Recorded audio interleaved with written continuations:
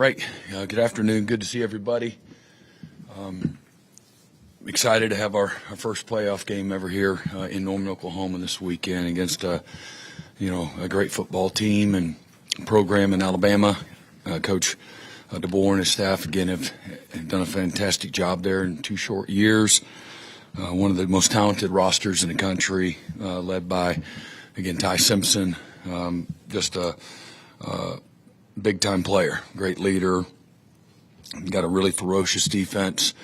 Again, where they're been very, very disruptive all year long. Very, very well coached on all 3 phases. So I got a lot of familiarity. Don't want to be real redundant. I just played these guys a couple of weeks ago and had a lot of great things to say. But man, it says a lot about their football team, the injuries that they've had here this year and what they've been able to overcome and still be in the position there. And says a lot about their roster and certainly their staff. So got a lot of respect for Coach and their program. Okay, let's go to the right side. Colton Sully, first row. Colton Sully, the Oklahoman. Brent, it's been a little bit over a year since you brought Ben in here. Just curious, after 12 games, sort of maybe where you've seen him grow the most. Again, Ben's a great leader. You said Ben? Yeah, Ben's a great leader. He's got great self-awareness, leans into his staff.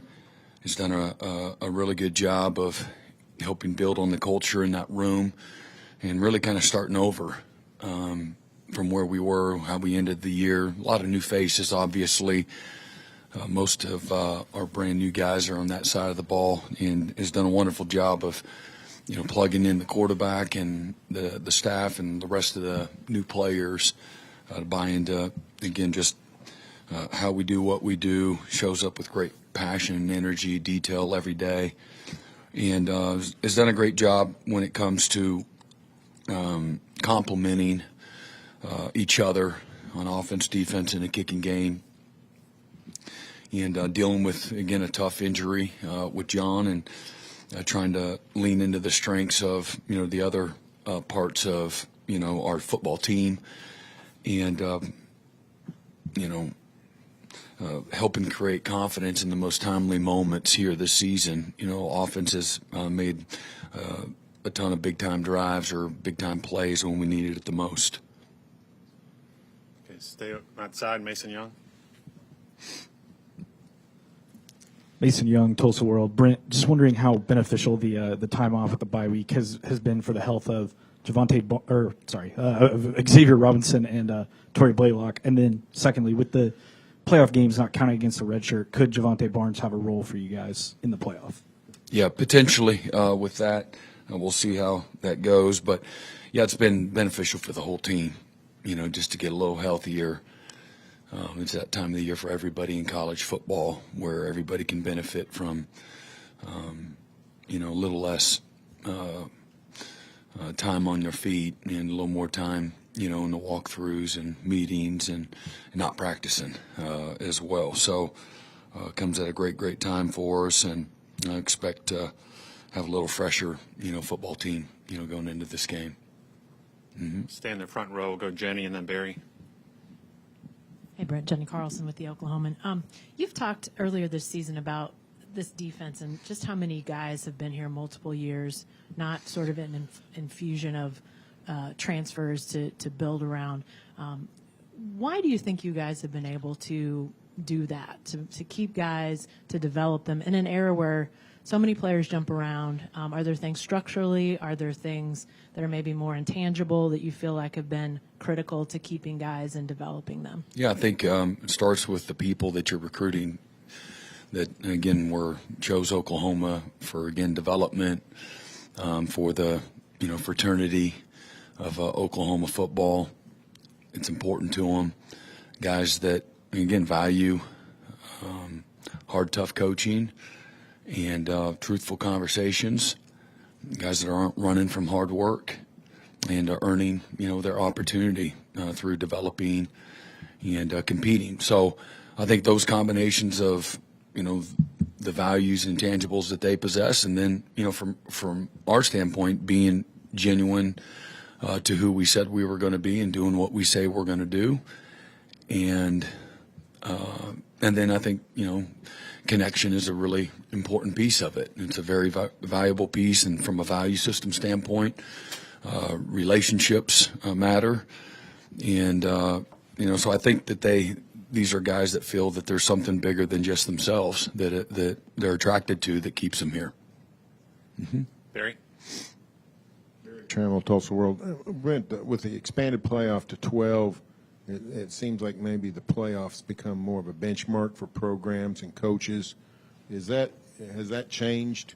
Like whether it's coaches' goals, whether it's job security, whether it's just status, is this 12-team playoff more of a benchmark in your profession, you think? I think it's trending towards that. I'd be naive if you didn't believe that that's real influence to where we're at right now. If you look at the bowl system and people opting out and things of that nature. So, again, as we've been saying, things have dramatically changed from where they were just, 4, 5, 6 years ago, certainly just 10 years ago, not even remotely close. Some things are still the same. I think the inner workings of a locker room, there's more distractions, but I do think most of that is still the same. And but outwardly, expectations and playoff or bust and those types of things, I think that's a very real thing for people, and especially maybe for more influence-wise by where the fans are and what they expect. I don't think that's going to go away. I think it's going to become more of the thing, right or wrong, whether you agree, you like it, you don't. It's where kind of we are. Second row, far right, Ryan Aber. Ryan Aber from Sooners on SI. Brent, you've talked a lot about special teams and how key it's been to your success. Obviously, Tate, Grayson, Isaiah have been sort of front and center at that. Well, I wanted to ask you about some of those other guys, though. Who are some of those guys that have really stood out to you for their contributions on that special teams group outside of that core? Yeah, the core is really important, obviously, as you recognized, and the success that they've had. Some great stories there. There's a lot of guys. That's a pretty broad question, but it's a lot of our core players. So if you look at guys like Jacoby Johnson or Samuel Masigo, Taylor Wine, or David Stone. David's on field goal block. He's on field goal. He's on punt team. Just to name one of our guys, and also he chases quarterbacks around. And but we have a really selfless group of guys, and then you got guys like Elijah Thomas as a true freshman that has really created a role for himself. This season, not at receiver, but he's transitioning, from high school to college, and Doug's done a great job of putting him in position to have him have real impact. But, Day Jordan's another guy that through, tons of success and repetitions, the confidence that he's built through that now he's created a role as well in the trust that you develop through that, as an additional corner. But we've got a ton of guys. It's, Man Robinson here the back half of the season, the last month or so, is really just starting to take off. And now you see him playing a role on defense and, a vital part of what we're doing on special teams. But, Robert Spears Jennings, Cortland Gilroy, I can go on and on and on. Kobe, Kip, just a ton of guys that, they're all too deep kind of guys, most of them, that are playing really big-time roles. Taylor Heim is really taken another big step this year. He's a guy that doesn't get in the game a lot as far as at linebacker right now, but he's going to in the near future. And he's shown great aggression and, again, loves the contact and, making things happen on kickoff as well. So Jaron Kanik is a 2-time special teams, player of the year for us, and having a great year, in both spots, this year. So Satania is, we'd be remiss if we didn't bring him up and what he's meant, the toughness, the grittiness, the competitive spirit that he plays with. Man, guys, they play hard, when they're on the punt return unit, because they know he at any point in time can change a game.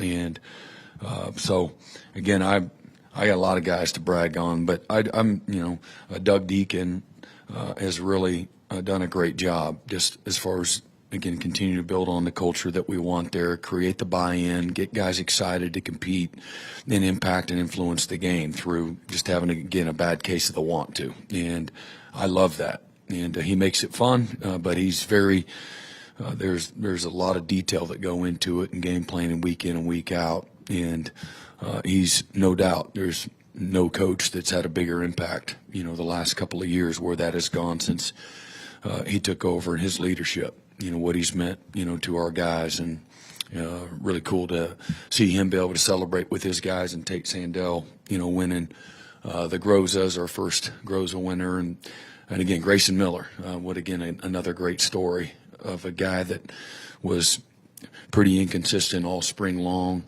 and a guy that, you try to limit his reps because we're trying to get the ball punted to our punt returner down the field and get a good look on punt return. And now he's first team All SEC, and just an outstanding year. And in the toughest moments of several games, the impact of the special teams, whether the field goals or, again, the coverage units and pinning people inside their own 10 and not letting people the first play of the game or the first play of the second half or the first play of defense, leading the country on our kickoff team with tackles for losses. Man, that doesn't happen by just having good players. Danny Okoye is another guy that, man, he's just taken off.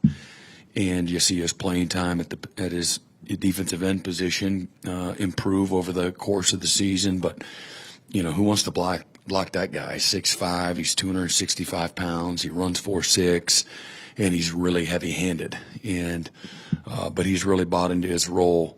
Manny Choice is another guy, again, the last month or so of the season, really, another true freshman, just really, digging into his role, in that regard. Same row, Tom Green. Tom Green, Sooners Illustrated.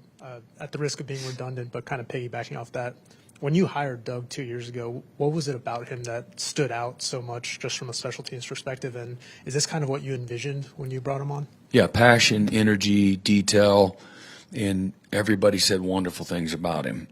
People that he worked alongside with, his colleagues. And then there's plenty of things you can go find. You can go dig up some more information, watching his body of work, liked a lot of his presentations and his schematics. But it kind of starts with just having, hiring the type of people that you want in the building, guys that have an infectious energy and going to look at the, not naive and having your head in the sand, but looking at the right side of things, and being an effective communicator. He's been fantastic. Okay, second row in the aisle. Let's go to Joe Masato. Yeah, Joe Masato, the Oklahoman. Brent, you mentioned Ty Simpson at the top. He's started the year really hot, has struggled a little bit in his last couple games. What stood out about him when you faced him, and how do you sort of see him now with the full body of work? Yeah, well, he played, really, again, pretty good against us. Again, threw for over 300 yards. The first half, he had a lot of success. But he climbs the pocket. He's patient. He's got great confidence. He's got tremendous arm talent. He's a fantastic athlete, great competitor. He's got a natural leadership ability. He's a guy that doesn't flinch very easy. And so our expectation is we're going to see the best version, of Ty, that's prepared, confident, and ready to lead his team. And so we're going to have to play better. And I know some of our guys have said that. It's not coach speak. It's being honest and real with ourselves, as we had time to go back and just look at ourselves and where we need to improve and get better. That's the expectation. Our fundamentals, that's kind of where it all starts, and I don't think we played very well fundamentally. We played with great toughness and really good physicality. We weren't always the most physical team at the point of attack, but by and large, again, we played with great effort. We just didn't always play or coach, in the cleanest kind of way and to our expectations. So What I can appreciate the most is the first day that I brought this to the attention of the team, after I had the coaches put their lowlights together from the last time that we played. Man, I thought our guys received it very well in a very, again, hungry, driven, humble way. And that's how you kind of, all right, you own it, and then you can get better from it.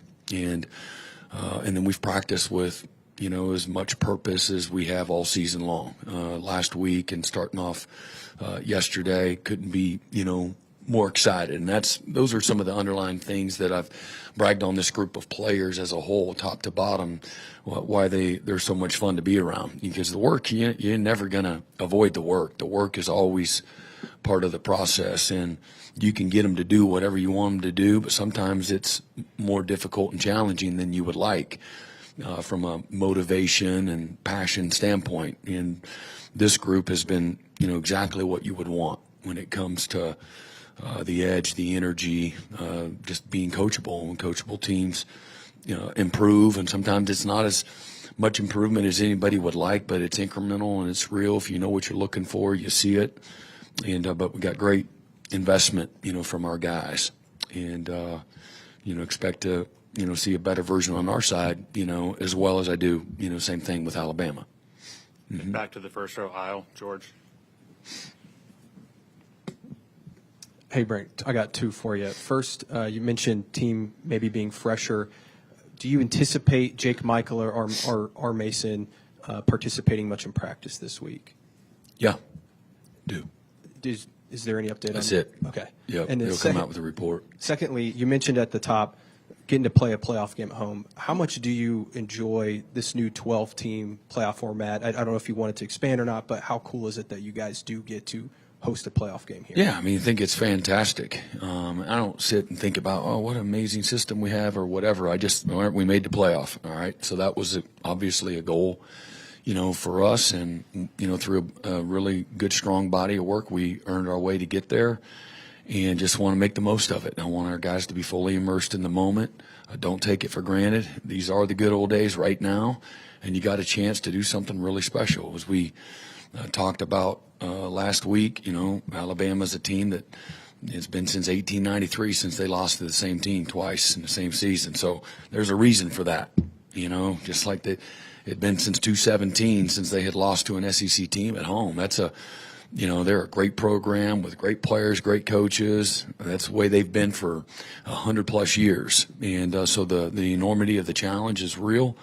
We're going to have to be an improved version of ourselves. Yeah, there's excitement and passion and energy. For us, it's all the same.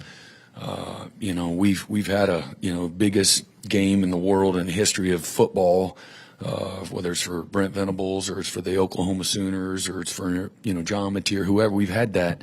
That's how we are all the time, anyway. And you don't. Oh my gosh, we got. If we don't win, that's not our mindset. You gain confidence through your preparation, your detail, just putting the work in. And you always recognize you're at a place like Oklahoma, all the games are really, really big. There's not a more passionate, well-versed, educated fan base in all of college football. And so they know what they want it to look like. And so do we. And there's an alignment there. And so, but this is really cool. Do you not, recognize how unique it is for our community and our fan base and our families, our players' families? Yeah, that's real too. And but all that's for naught if we don't put the work in. And again, get to the closer to game week, man. It ain't like, oh no, what if you make this mistake or that isn't the mindset either. And it's a matter of fact, go for broke, confident, believe in yourself like we have all year. We've got two great teams going at it, and it's going to be, one possession game. It's going to be a game that every play has tremendous magnitude, and and then again, nobody is going to win or lose by themselves. It's going to take all of us, working together, like it has all year long. And so that's kind of been my message. I did, take a time to, make sure our players have a good perspective on, this moment. But again, respectfully speaking, we've been talking about, again, painting the picture of what we want the whole season to look like. And so in our mind, this is the next one that's in front of us, right now, with goals and aspirations to continue to play all the way to the end. And I know it was, maybe, crazy kind of talk and, outlandish, if you will, to talk about that back in fall camp or to mention, big goals and things of that nature. But for us, we've said it for a while now through, again, a body of work, at the end of fall camp, man, when we put it all together, we can play and compete with any team in college football. And it still holds true. And as I've said, man, you can lose too, to the teams that we're playing because we're playing really good football teams. So again, like I said, the margins are really small. The environment, the atmosphere is going to be, wonderful. And I also say this: those things don't win. External factors don't, but it's going to be awesome for our players to be able to share this experience, with our wonderful fan base and all of their families. Left side on the aisle, Jesse. Jesse Green, an OU insider. Brent, along those lines of just this 12-team playoff format, when you head into a format where you can play is up to 4 extra games, another month of football, how much does that impact, kind of the way you guys prepare or practice? Do you focus more on rest and recovery? Do you spend more time on the field? Just how does this format kind of impact that? Yeah, it's all about being efficient, getting your work in, finding the right balance, trusting all the information, trusting your eyes, trusting, there's lots of, sports science around it too. You look at everything, and then you just kind of get a feel for, what this team needs, where your emphasis needs to be, but you got to get your work in. This is football. It's hard. It's tough. It's physical. Injuries are part of it. Fatigue's part of it. Nobody's going to be 100%, not this time of the year. So we got to be at our best at, if that's 70% or if that's 80%, and every individual's a little different. We got a few Lamborghinis that everything's got to be perfect, but most of our guys are just, again, they're tough, they're edgy, they're going to show up and give it, everything they got and lay it on the line, no matter where they're at from a percentage standpoint. But you got to be smart, and so you spend less time on the field, you spend less time in the meetings, because you don't want it to, you don't want it to feel like punishment. Whatever that means. You don't want it to be just in a drag. Because I like long. I like more. I just but less is more, I think, and it's appropriate. This time of the year, and so you just try to manage that. There's got several of our coaches, myself included, that've played a lot of meaningful postseason games, over the last couple of decades. So you lean back on some of that too, but you also have to trust what you see in front of you when it comes to this team and what their needs are. Mm-hmm. Let's go to Bob. Bob Persbill, Sooner Scoop. Brent, talked to Deshaun White and Braden Willis a couple of weeks ago, and they were both adamant that even though the on-field success wasn't there in 2022, you were the right guy for the job. You were the one that's going to bring OU back to the elite level. Just looking back, anything from that initial season that you can point toward that's helped you get to where you guys are now? Yeah, I mean, those guys, man, we weren't very deep anywhere. We were a lot better on offense than we were on defense. Statistically speaking, I think we lost 5 games by 1 score, and we just ran out of gas in the fourth quarter that season. But man, the heart, the attitude, the toughness that group competed with, led with, man, they were wonderful. And again, the results weren't what we wanted. Even up to the last game against Florida State, where we're getting ready to go up by 2 scores there with just under maybe 4 minutes to go, and we fumble going in, and they get it back, come back down, and tie it up. Anyway, that was kind of how the season went, but I couldn't have been more pleased with the fight and the attitude of our first team, and they really did a wonderful job of, okay, this is how we do what we do. And obviously you want better results, but they laid the foundation for just, new set of standards and expectations, a value system. Okay, next to Bob, let's go to Josh.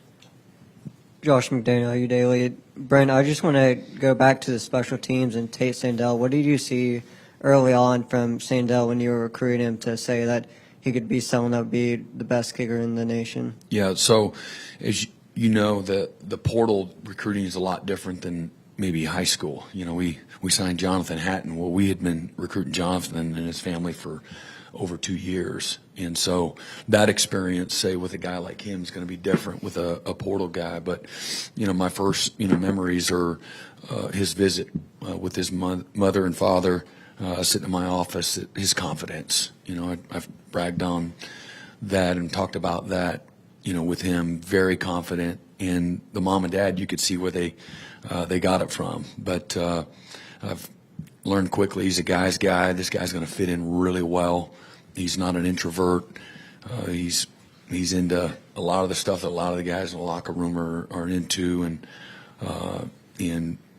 he was running towards Oklahoma, which I have an appreciation for. Man, he looked at the opportunity like I look at it. Just amazing opportunity. This is one of those places, and he's had a lot of respect for his opportunity, and it resonated with his teammates immediately. But very, very competitive. Okay, second row, we'll go to Davis and then Carey. Davis Cordova, Norman transcript. I just wanted to, we know about Owen and his eligibility issues next year. What would your pitch be to the NCAA? I don't have a pitch. I'm not going to waste my time, I'm not waste your time, I should say. But I don't control any of that, and they're not asking me what do I think they should do. They have systems and processes in place to figure all that out, and so I just want whatever's best for Owen. Whatever he wants is what I want. How important has he been for you guys? Yeah, this he's been year? great. He's a great leader. He's been a tremendous playmaker this year. The more he's played, the better he's gotten. Really humble, hardworking guy. It's cool to, it's connections from, his uncle that played here, started on our national championship team, was a walk-on as well. Got a great testimony, and drives an old beat-up pickup truck. He says he comes back, he don't want no money, nothing else. He just wants the opportunity to play. And, man, he was certainly raised the right way. Wonderful family, humble guys. Really, he's one of those players that, by how he shows up every day, just his attitude and mindset, he makes everybody around him better and helps connect the team. He's one of the glue guys, in our entire locker room. Okay, let's go back right side, third row, Cliff. Yeah, Cliff Brunt, Associated Press. So you haven't really been here all that long, but yet you've already kind of run the gamut in terms of perceptions and ups and downs. You were the guy everybody wanted when you came here, went through some struggles. Now you're close to the top of the mountain, so to speak. Having said all of that, what has the burden of being the head coach at Oklahoma been like, given the expectations and the ups and the downs that you've been through? Yeah, I think the snapshot you just described that's what everybody's life looks like, in some way, shape, or form. Maybe not be up here and you fail in front of the world, but, that's what you just said. That's life. That's, the coach at Oklahoma. I don't mind to be judged and in front of people, and again, failing in front of the world, but, you also be put back together in front of those who broke you as well. And so there's that. And so, I've been in this profession a long time. This, as I've said, what the game of football has meant to me, it saved my life. The coaches in my life have changed me and shaped me and developed me and given me this amazing opportunity that I have standing before you today. I would not be here if it weren't for people like Bob Stoops and Bill Snyder and Dabo Sweeney and Jim Levitt, Mike Stoops, Mark Mangino, so many people that poured into me and saw something in me before I could see it in myself. And so I come from that place. I don't ever get away from that, ever. Daily, I remind myself of how grateful I am, and I'm in my proper place, and not up here, not down here. I'm just like everybody else. And when it comes to having a favored life and great opportunity through. I play a small part in it, no doubt. But if I have a crappy attitude, and if I have an attitude that goes like this, man, I'm going to live a miserable life. And so I don't look at it, well, the coach, and he goes, how do you handle all this, the highs and lows of being the coach? It's just living life. And a lot of people are counting on you. And so my purpose is not attached to the head coach at Oklahoma. It's, the best title I got is as a dad and as a husband and then a believer. And so I keep things in its rightful place. I put everything I got into everything I do. I love what I do, and I like the good times. I like to be doubted, and and there's several people here. You're doing your jobs. You've had to say the bad things too about us, about me, and that's cool. I don't hold on to it. I remember, but I don't hold on to it. And but that just comes with it too. That you sign up for that, the whole man in the arena thing. And so again, you try to balance everything out and don't live a dysfunctional life when it comes to.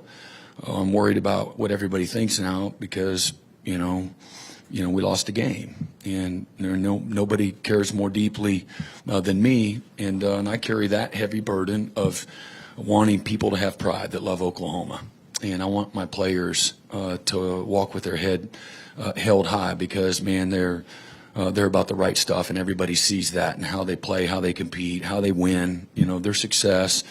And to represent this program the right way with, great, strong character and humility and having a genuine appreciation, for their teammates, their college experience, and certainly, the jersey that they get to wear at the University of Oklahoma. So, again, I know it's kind of long-winded, but, everybody here, what you described, at some point in time, they're going to be there, and somewhere in between. And, for me, by the grace of God, I've just been able to stay kind of right here, through all of it, and never think too much of myself. And again, I've said this. I know I've lived a career that, man, I don't deserve. That is represented excellence, not perfectness, excellence for decades. And the people that have been put in my life are players, coaches, mentors, my family.